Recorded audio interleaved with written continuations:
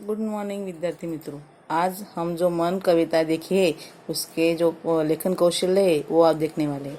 तो लेखन कौशल्य ये है पत्र लेखन। अभी पत्र लेखन के दो प्रकार है, सबको पता है, औपचारिक पत्र लेखन और अनौपचारिक पत्र लेखन। औपचारिक तो पत्र लेखन तो आप लिख सकते हैं, लेकिन अनौपचारिक पत्र लेखन लिखते समय आप गड़बड़ी कर देते हैं। हालांकि अनौपचारिक पत्र लेखन बहुत आसान होता है, उसमें विषय वगैरह कुछ नहीं होता है, डायरेक्टली सीधा सीधा जो हमारे रिश्तेदार होते हैं उनको पत्र लेखन लिखना होता है। अभी यहाँ पे दिनांक, संबोधन, उसको हम क्या पुकारते हैं, यहाँ पे आप गड़बड़ करते हैं, संबोधन और अभिवादन। इसमें इसके लिए मैंने तख्ता भेजा है, वो आप वहां से लिख लीजिए और तख्ता याद कर लीजिए।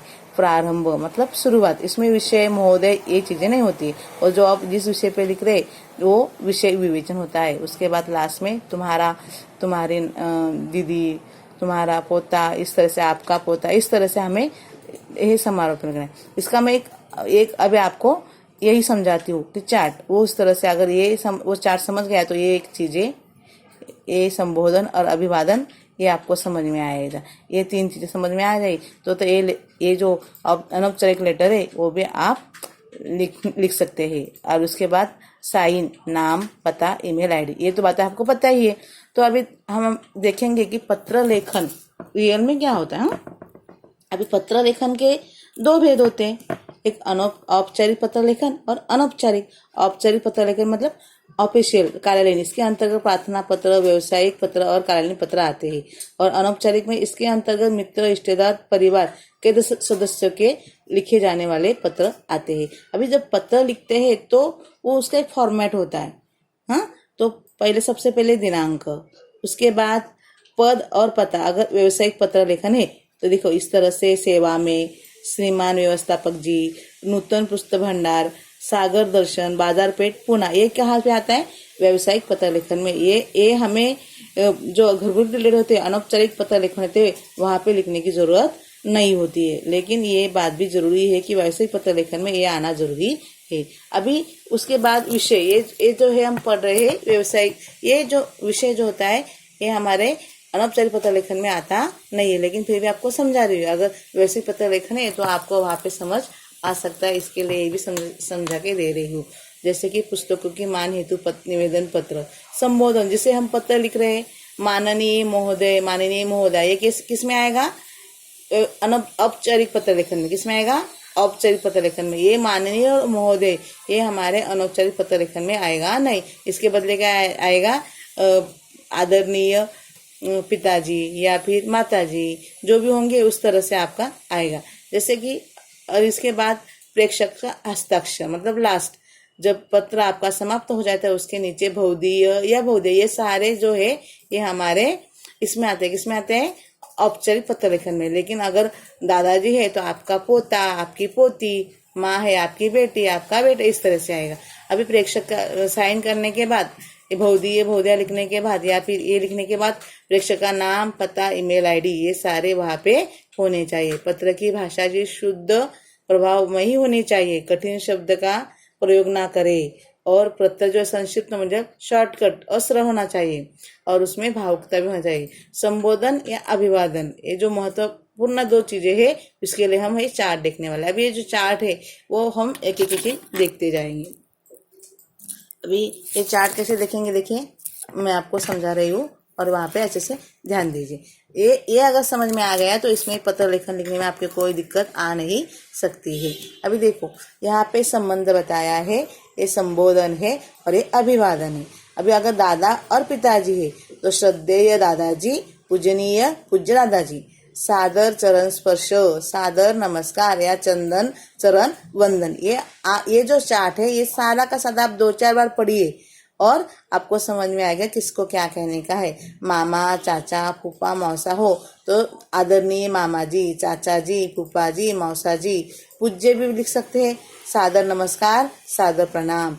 माता है, दादी है, नानी है, पूज्य माता जी, पूज्य नानी जी, पूजनीया, आदरणीय, ये भी लिख सकते हैं। चरण स्पर्श, सादर प्रणाम, सश्रद्धा नमस्कार। बड़ा भाई है या बड़ी बहन है, आदरणीय भाई साहब, आदरणीय बहन जी, सादर प्रणाम, सादर प्रणाम, इस तरह से आप लिख सकते हैं। अगर मित्र परिवार है,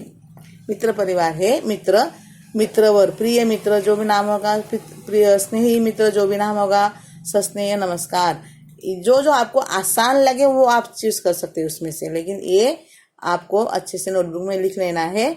और ये जो आसान लगे वही लिखने का, तीनों से तीनों नहीं, तीनों में से आपको साधारण नमस्कार, सस्नेह नमस्कार, साधारण नमस्कार, या अगर आपको आसान लगता है तो वही करो।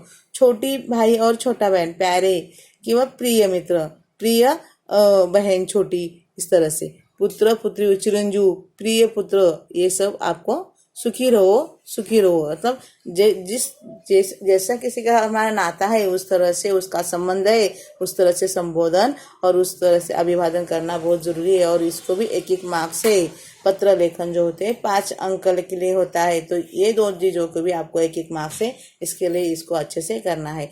अभी इसी विषय में हमने आज हम कौन से लिखते हैं, अनौपचारिक पत्र लेखन, जो आप अक्सर भूल जाते हैं, अनौपचारिक पत्र लेखन, इसका हम देख रहे हैं। तो अभी जो है अनौपचारिक पत्र लेखन का एक नमूना देख लेंगे। अभी नमूना क्या है, क्वेश्चन क्या है, देखो पहले, वक्तृत्व प्रतियोगिता में प्रथम स्थान पाने के उपलक्ष्य में अपने मित्र अपने सहेली को बधाई पत्र भेजाए, उसे धन्यवाद देते हुए निम्न प्रारूप में पत्र लिखे। सबसे पहले पत्र लिखते समय किसने लिखा है, किसको लिखा है और क्यों, ये 3 के का अगर आपको आंसर मिल जाता है अच्छे से तो पत्र लिखन में कोई दिक्कत नहीं आती है। तो इसके लिए ये 3 जो क्यों होते हैं वो ढूंढना बहुत जरूरी है। अभी देखो इसमें क्या है, वक्तृत्व प्रतियोगिता में प्रथम स्थान पाने के उपलक्ष्य में, मतलब एक जो बच्चा है उसको प्रथम स्थान प्राप्त हुआ है और उसके सहेली ने उसको बधाई कार्ड भेजा है, और बधाई कार्ड भेजने के बाद उसे धन्यवाद देना है। मतलब किसको लिखना है, जिसको प्रथम स्थान प्राप्त हुआ है उसको, हाँ, और किसको लेना है, जिस मित्र ने उसको बधाई पत्र भेजा है उसको। क्यों लिखना है, धन्यवाद देने के, देखिए उसने कांग्रेचुलेशन देने के लिए हम बोलते हैं ना थैंक यू, उसी तरह से ये भी है। अभी कैसे लिखेंगे ये बात, नॉर्मल सिचुएशन अगर बेसिक बात आपके ध्यान में आ जाती है तो पत्र लेखन लिखने में कोई दिक्कत नहीं होती है। इसके लिए 3 कोण जो है, 3 के जो है वो हमेशा ढूंढते, पहले ये ढूंढो। अभी पहले सबसे पहले दिनांक 25/8/19, उसके बाद प्रिय अविनाश नमस्ते, तुम्हारा पत्र अभी मिला, तुम्हारा पत्र अभी मिला, देखो यहाँ पे तुम्हारा पत्र अभी मिला, धन्यवाद। अंतर विद्यालय वक्तृत्व प्रतियोगिता में, मतलब कंपटीशन में प्रथम स्थान प्राप्त पाने के लिए तुम्हारा बधाई पत्र मिला। पत्र पाकर दिल गदगद हो गया, गदगद होना मतलब खुश हो गया।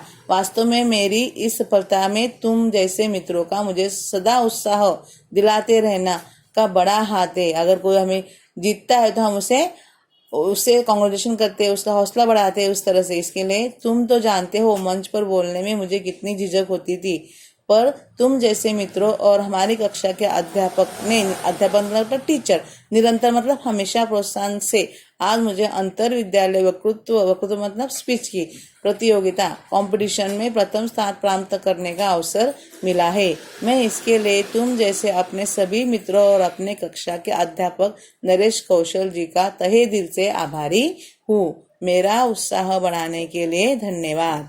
यहाँ तक आपने क्या किया है, विषय विवेचन, कहाँ से कहाँ तक, यहाँ तक, यहाँ से यहाँ तक, ये हो गया आपका विषय विवेचन, ये हो गया आपका संबोधन, ये हो गया आपका अभिवादन, ये दिनांक, देखो दिनांक, संबोधन, अभिवादन, ये प्रारंभ हो गया, ये विषय विवेचन हो गया।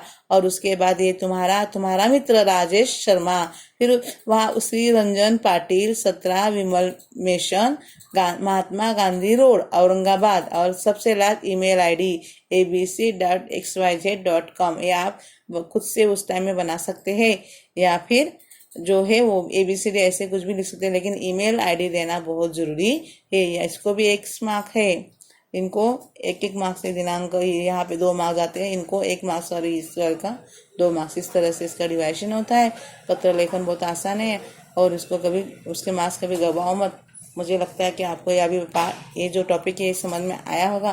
धन्यवाद। चैनल अगर अच्छा लगा तो उसको लाइक करें और सब्सक्राइब करें। धन्यवाद।